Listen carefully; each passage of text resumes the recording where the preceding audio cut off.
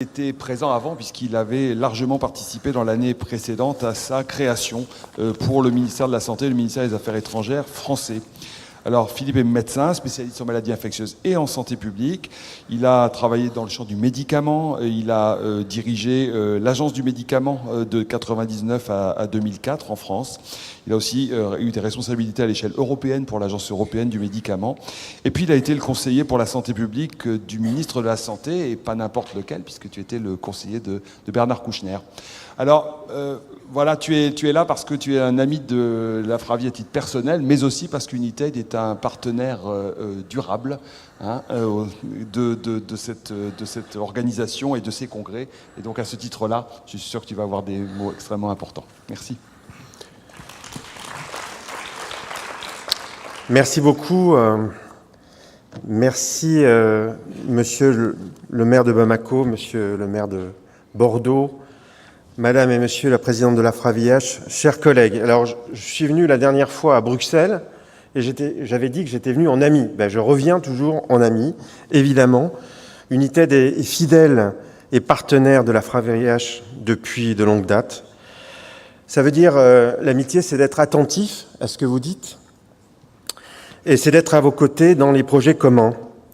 C'est aussi être aussi soucieux, comme vous, de l'évolution du monde et de la lutte contre le sida, mais aussi le combat contre la couverture universelle, couverture universelle.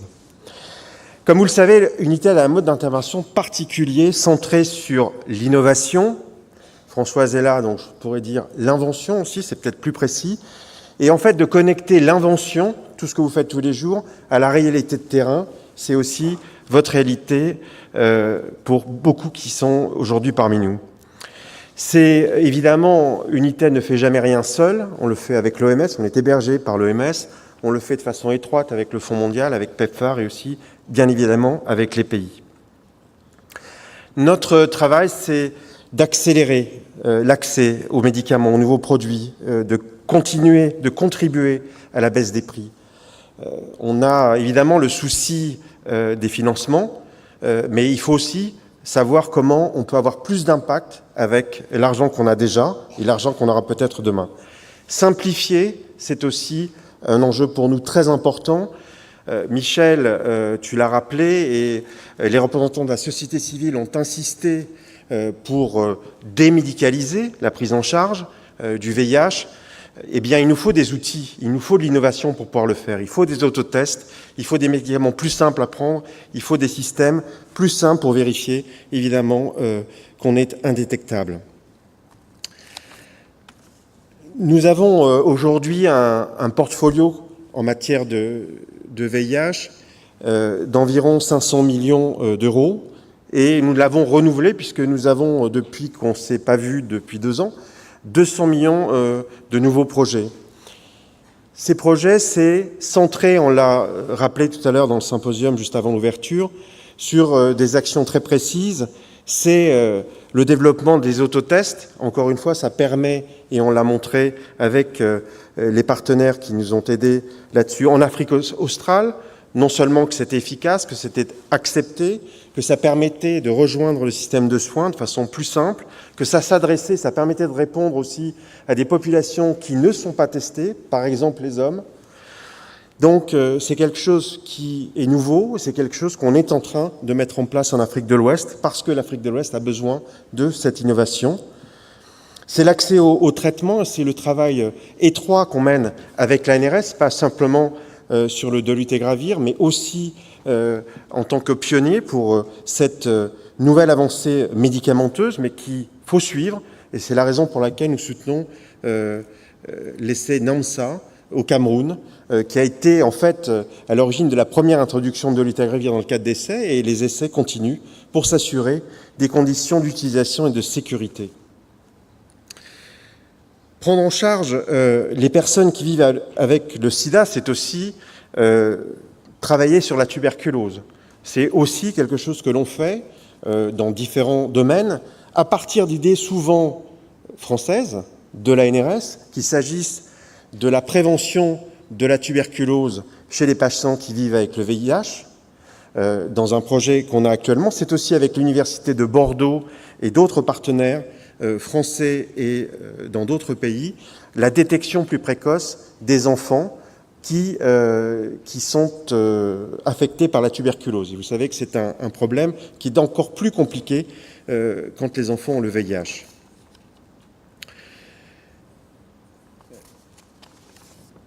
Cette année, nous avons nous concentrer sur 2 priorités qui ont été discutées et adoptées, et d'ailleurs grâce à Michel Bocuse dans ses précédentes fonctions, par notre conseil d'administration. C'est d'une part améliorer la détection, l'accès au traitement des personnes qui arrivent tardivement aux soins et qui vont développer, en Afrique en particulier, une cryptococcose, une tuberculose.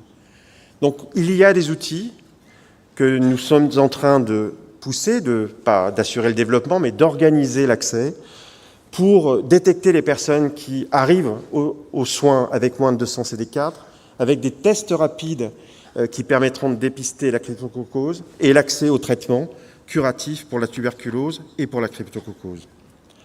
C'est quelque chose qui est très important, c'est une situation qui n'est pas simplement africaine, mais qui permet, d'après les projections et le travail qu'on mène avec l'OMS, de pouvoir diminuer la mortalité du sida jusqu'à 15%.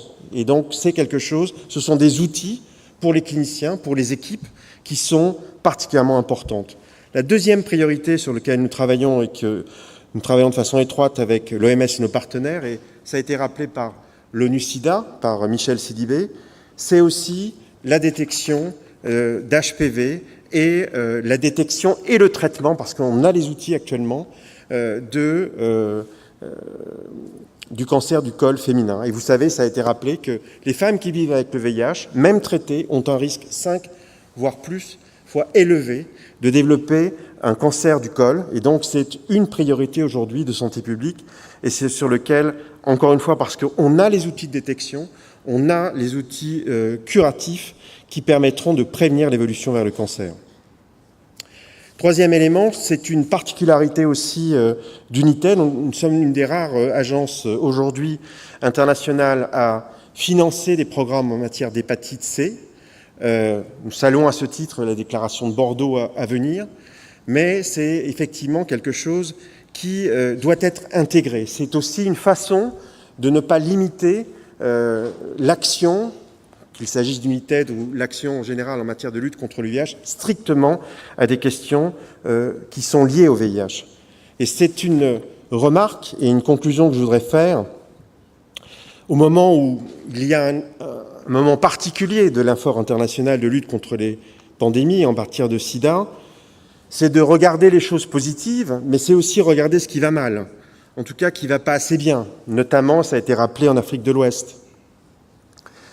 Ça veut dire aussi, à ce titre-là, encore une fois, de regarder l'innovation non pas comme une nouveauté uniquement nécessaire, mais c'est comme une priorité, encore une fois, si on veut réaliser ce qui a été dit, la démédicalisation. Je pense que dans les plans d'urgence, dans le plan de rattrapage en matière de sida dans l'Afrique de l'Ouest, c'est une partie importante qu'il va falloir mettre en œuvre et auquel United peut contribuer à travers l'innovation.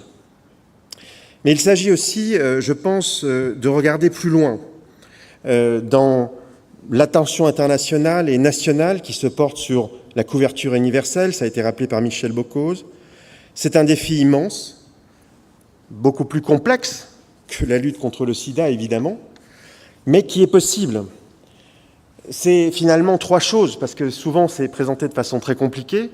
À la fois c'est simple et compliqué à mettre en œuvre. C'est d'abord le financement, pas simplement le financement international, mais le financement aussi national de la santé. C'est le renforcement des systèmes de santé, mais surtout humains, et pas simplement de former des médecins et des infirmiers, mais d'avoir aussi une approche communautaire. C'est aussi, à mon avis, quelque chose d'indispensable. Évidemment, le 3e pilier de cette approche, c'est l'accès aux médicaments et technologies à des coûts abordables qui permettent évidemment de faire plus avec l'argent investi, mais aussi de faire différemment avec les personnels et pas simplement les docteurs. C'est donc la combinaison des 3 piliers qui permettront aujourd'hui et demain de rendre possible l'élimination des maladies, en particulier du sida, mais aussi de prendre en compte les besoins de santé que tout le monde vit dans sa chair tous les jours. Merci de votre attention et merci de votre soutien.